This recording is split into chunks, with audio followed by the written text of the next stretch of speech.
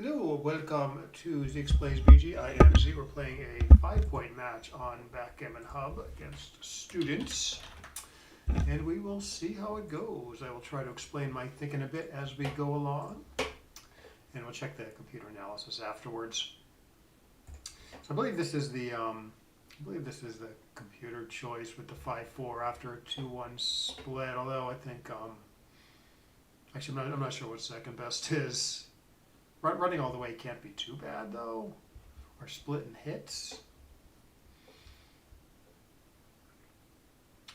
So he's got kind of a little bit of a tricky 5-4. I mean, he could play 11 to 6, 24 to 20 pretty safely. So this is at least pretty reasonable looking. Now I'm crushing him, and we'll cue or play on a dance here. I mean, it's some huge pass. On the other hand, he just anchors, or I hit him and he hits me back, and he has a take often.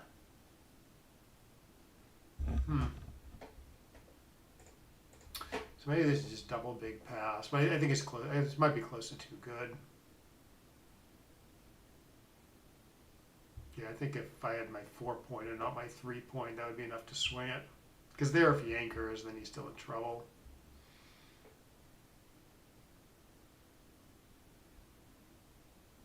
I was thinking about taking. I mean, maybe I'm giving this position too much credit, but yeah, I think it's 1.2 or worse.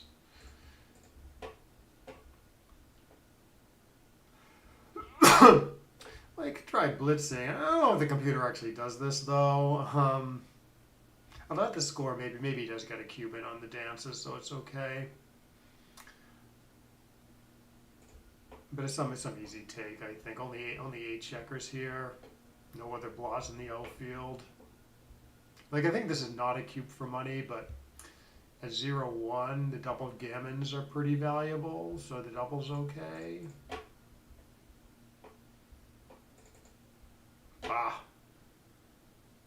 Let's see how he plays this one. Couldn't make the A's, although it's pretty committal.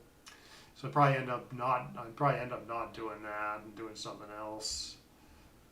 13 to 9, 13 to 11, 24 to 22, or maybe make the 9. I don't know.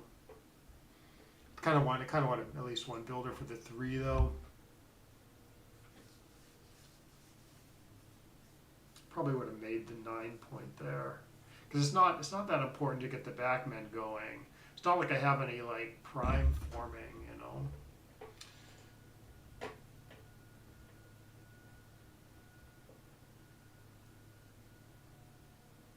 Now he's going for the builders, at least one builder.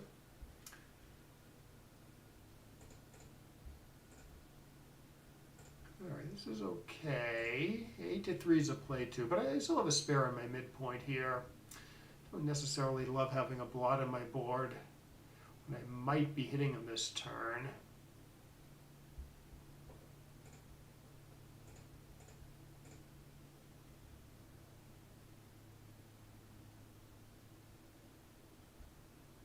It's probably, yeah, so 14 to 9 I think was better there.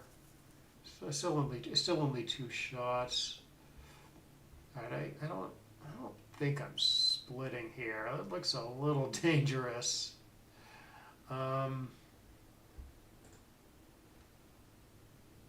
don't know. I can go right after the points. It sort of means I can't hit him next turn, but I'm not too enamored with hitting even if I have a single blot on my board. Like 6-3, 6-4. I don't think I would hit here. This is probably my second best compared to second only 6-6.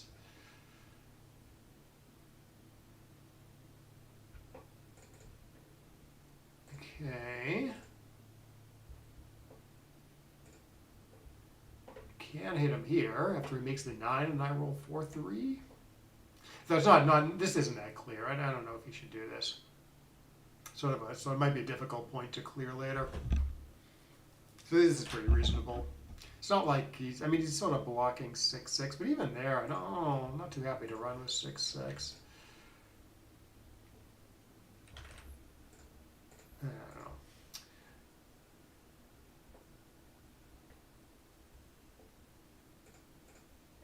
know. Okay.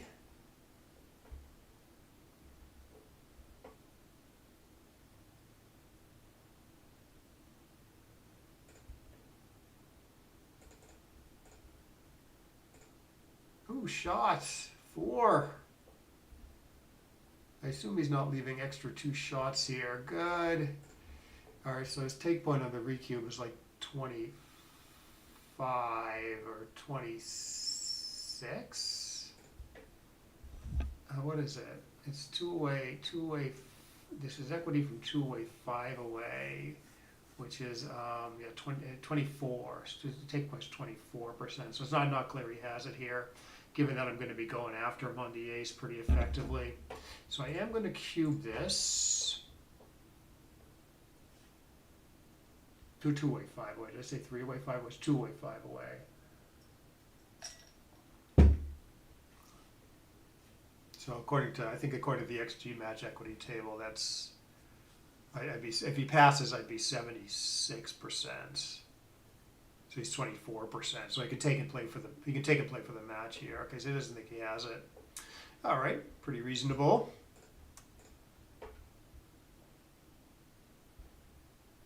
Okay, the score, I should play 13-7, 6-4. So this is okay for money, but he should be playing a little gammon go at the score. Should be making like the gammonish plays because he wants to get in a good gammonish cube where he's down in the match like this. And I think it's fairly close for money what to do with the 6-2 there. I actually don't know what the computer's choice is, but I think it's pretty close between hitting and splitting and hitting and bringing the checker down to the 7. So at the score, that should swing the play. Shall I crush him? Try. So the score actually argues against this. Like I should be playing a little gammon save, but this is too strong. So I got to do it.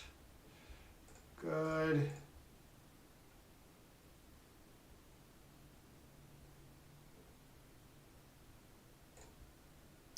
I could hit him twice. Given that he's got the blot here, it seems like a decent plan. Again, this doesn't. I mean, the score sort of argues against it again, but tactically it makes sense. 1, 2, 3, 4, I guess. 1, 2. Could make the 7, but now let's go after him. Okay, good.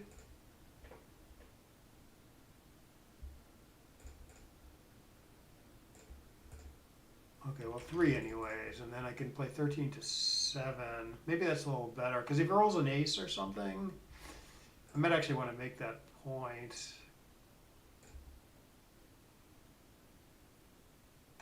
3-3.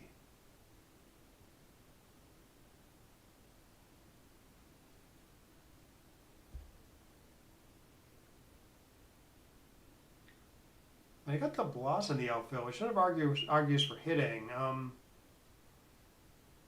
And maybe it makes sense tactically, because it also keeps me from making the 7 point sometimes. Yeah, I can't really cube at this score. All right, I guess it's this. As opposed to making the 7.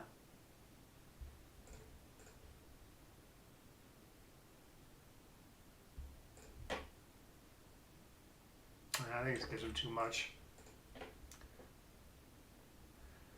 Although, I mean, he could get a 1-3 game there, obviously. So I do kind of have to go after him on the ace point if I can.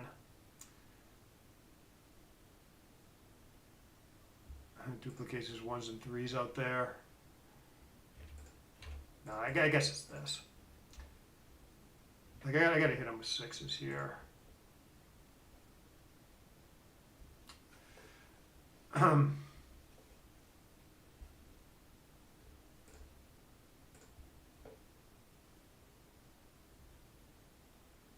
Yeah, I'm not sure about this one.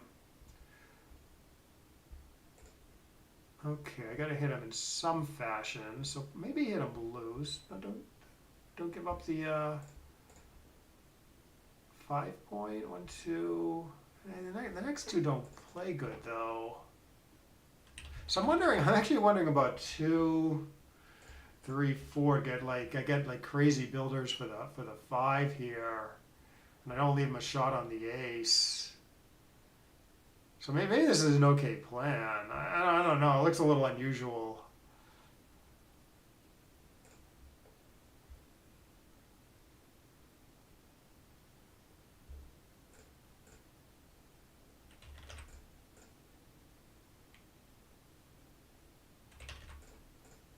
At least I'm off 3-3 a little bit here.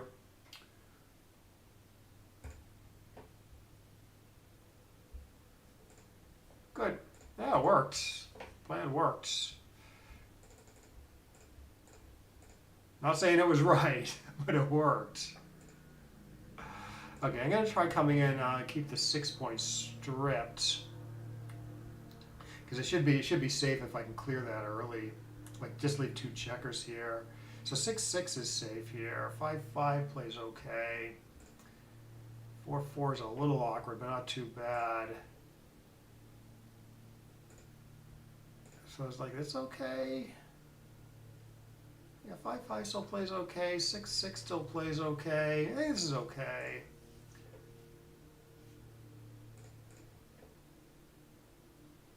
Okay, so 6-4 doesn't work. Okay, so I gotta put a 3rd checker there. At least there's only 3 checkers there. I can clear it pretty early. Okay, so safest is probably strip down the top 2 points like this.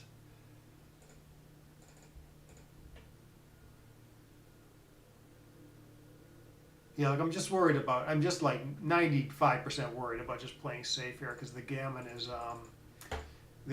is pretty well locked up if I don't get hit.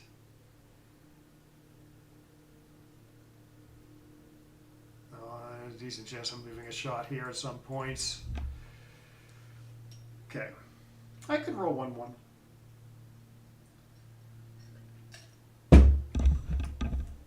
No 1-1. Okay, that was a pretty easy match. I'm not saying every decision was trivial, especially that 4. I'm kind of curious about that 4-4. We'll see what the computer says. We start up XG. We will download this. So what did GNU say?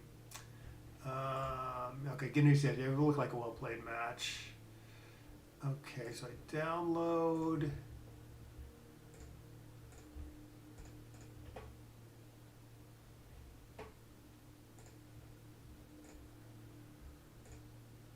And then we will analyze in a second and then take a look at some of these decisions.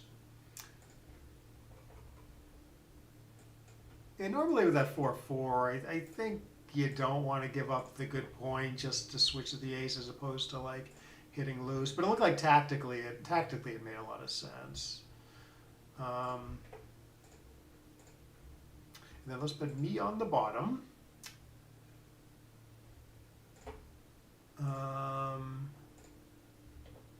Oh, I played a 0-0. I mean, I played a 0. No errors anywhere. I thought it was a pretty easy match. Okay, so what's going on here? Okay, so running is second best. If you run there is good 1 and 3 duplication, right? Because those are the numbers that make the 5 points. They also hit in the outfield, but yeah, I kind of remember seeing that the computer does this. So a little bit under the gun, you're getting attacked there, but then spare on the 8 is nice. Then I thought his 5-4 was okay, good. Second best would be leaving the 6 shots. And then yeah, this is just 1.3. Yeah, see, it's not quite too good. Just take a look at my errors. Okay, yeah, so it's 4-4. Okay, no, it does like his 4-4 at the score. Interesting. Huh.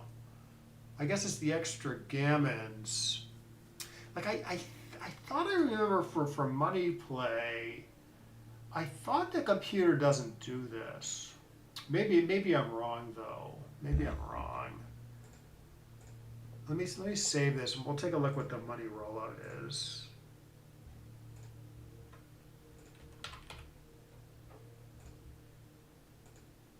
Yeah, see it plays conservatively. for money, or it's 0-0 in a long match. But at the match score, where he's 0 and I'm 1, he's down in the match, and the gammon price on doubled gammons is higher than usual for him. So that means on the dances he actually gets an okay Cuban. Like for money, I think you get away with this. I dance. He's on roll. It's either like not a double. I don't think it's a double, but if it is a double, it's like it's not worth a ton. It's like very close and some big take. Yeah, some marginal cube and some big take. What if I have another? Just out of curiosity, what is this? Oh, this is a big double. A bigger double, anyways. Okay. Huh.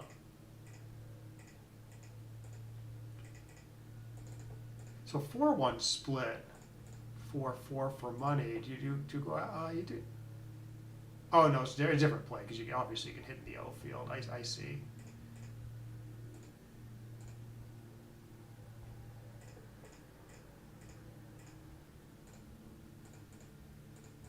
Two one split 4-4.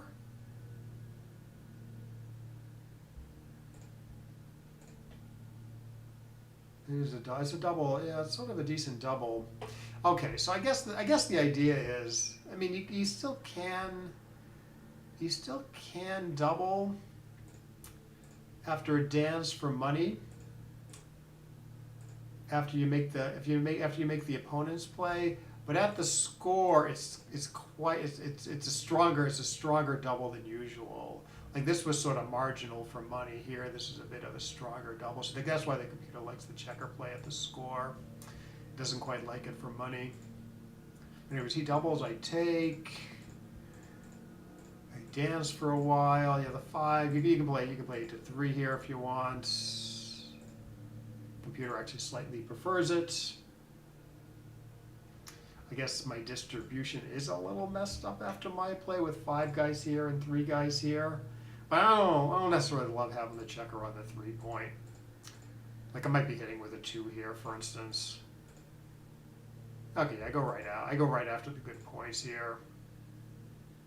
I had a little bit of doubt about it because it means I can't really hit him next turn. But I think even if you do this play, even if you just leave 1 blot in your board and you hit a shot in the outfield, I don't know if you're that happy to hit. Maybe we can sort of look at it.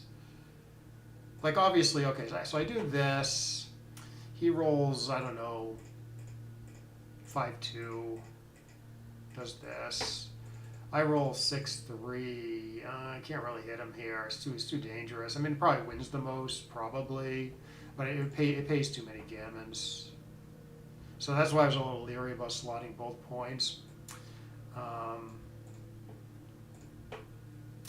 But on the other hand,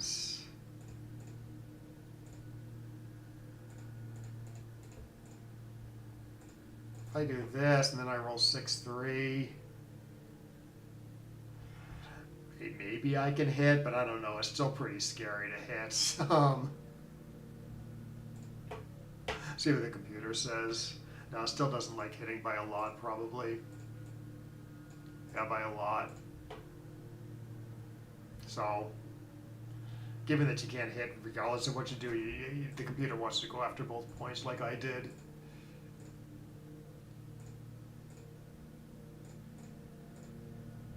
So we saw what happened. You know, I get to build my board quickly. Whatever's fine here. You slot the 2 if you want. I roll a 6-1, then I roll a nice hit number. Yeah, it does pretty solid pass.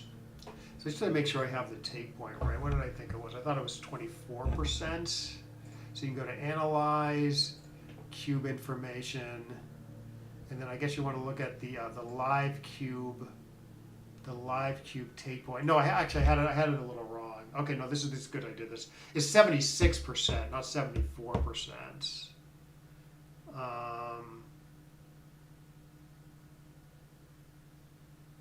Yeah, I should have had that right. No, wait, do I? This is saying, so I'm looking at this number here, the live cube take point for white. Usually this doesn't tell the whole story, but I think it does here because he automatically redoubles me to 8 after he takes. So I think that means the live cube take point is correct. And but somehow I have the number wrong in my head.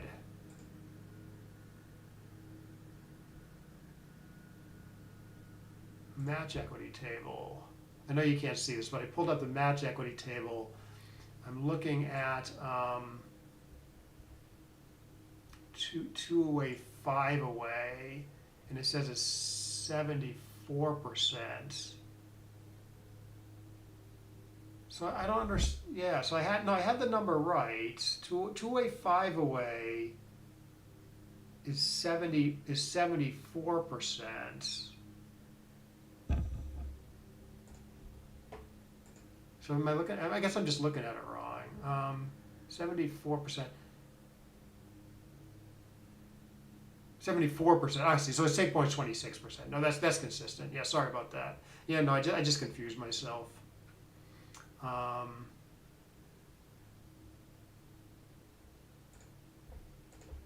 Analyze cube information. 26%, right? No, that makes sense. Yeah, 74%, not 76%. Gotcha. Okay, anyways. Okay, so he does correctly pass.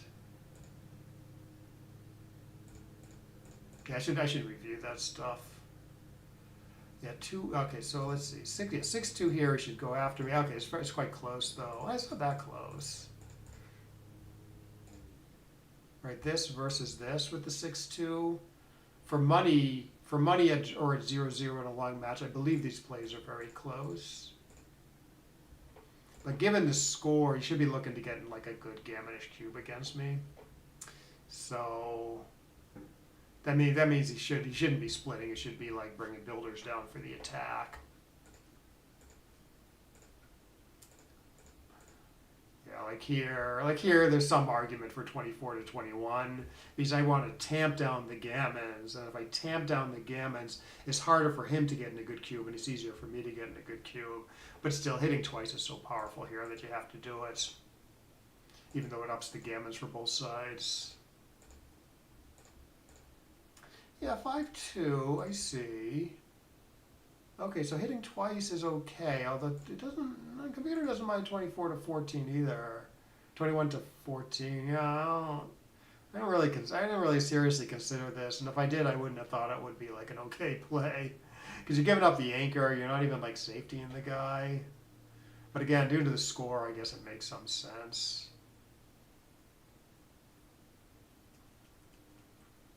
And it says, the computer says it wins fewer gammons, obviously, compared to the blitzing play, and it loses about the same number of gammons, or 13-6. I think I did consider 13-6. 4-4, okay, go right after him. 5-4, I cover. 6-2. Yeah, at first I wanted to play 11-5, but then I thought, okay, I might want to make the 7 point here. And it's sort of decent. It's decent building power to do what I did. Like say he rolls like a 1, and I don't get to hit him on the 3. I don't mind making the 7 point with the 6 because it's going to trap those 2 guys anchored on the 1. Okay, I got to hit him here. Yeah, here. Okay, so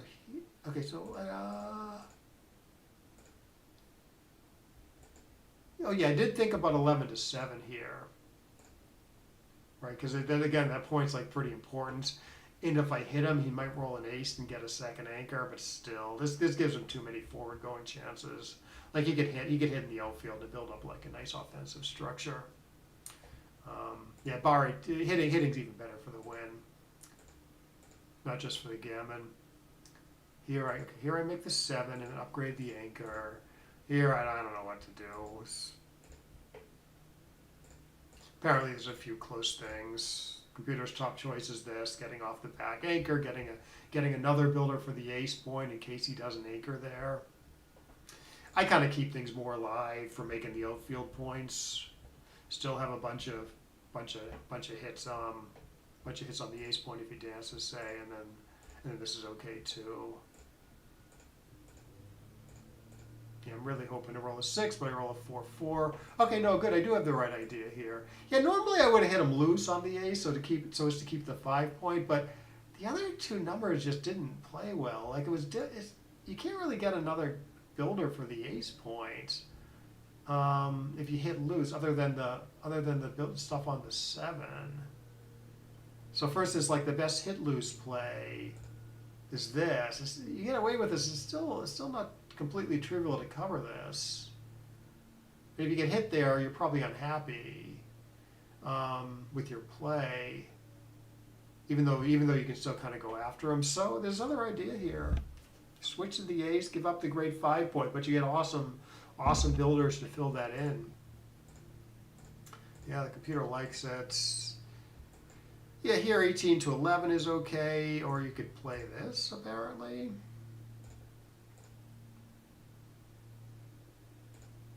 But this makes good progress, and getting hit on 5-5. But I think every reasonable play does. It's nice to get another builder into the zone, even though you already have a builder on the 11. It's kind of good to have another guy there, because if you have to hit loose with a 6 next turn, you already have that other checker there ready to go, and 6-6 and 3-3 make the 5 point, because you have that second builder there. And then, yeah, I mean, there's going to be a bunch of close stuff here. Yeah, computer doesn't mind putting a third checker there. I thought there might be some value in coming in with points stripped. So you can clear it early on.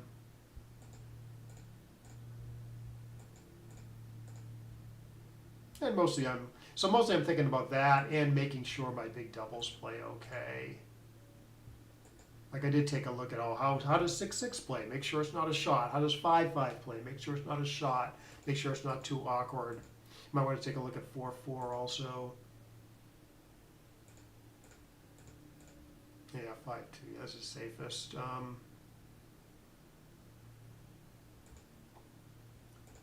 I guess there's no good play that. I was thinking, okay, so if the gammon was close. Here the gammon's kind of locked up if I don't get hit. If the gammon is close, like I was thinking, oh, I might find something else. Just try to bear off quicker, maybe keep a closed board longer. But to be honest, I don't think there's really a second choice here. I mean, you could rip 1 and then play 4-2, keep the 5 point board longer. But it's going to be more long-term risk, so I probably wouldn't do that, even if the gammon was super close. But yeah, I just play super cleanly. All right, so not much going on there, I guess. I guess I did. I guess probably I made one error here. Yeah, I guess the computer's thinking it does want the builder for the 1. If white dances, because you really do want to attack on the 1 here if you can. Because you really want to try to deny white making this 1-3 game. Like he's gonna have like pretty decent timing for a game if he gets it. He's gonna have like a pretty reasonable back game. Because I have this 2 point filled in, and that means I can't use those checkers to build up a prime in front of all his anchors and make him crack, so his timing rates to be pretty good. So it is pretty important to hit here, even at some risk. Like, I don't know, like you roll a 5-1 here. It's pretty destructive to play 7-1. I think you got to do it though, especially given his board is so weak. I don't think it's that close. Yeah, it's not that close. Like I think even if his like board was like stronger, I think you still play 7-1 here. Oh, now it's close. It doesn't mind 21-15 now. Just hope he doesn't roll an ace, I guess. Yeah, here you hit against a 2-point board. All right, well, hopefully that was at least a little instructive. I'm gonna take off because I was trying to do gonna go on a little hike. But yeah, hope you got something out of it, and I will see you next time.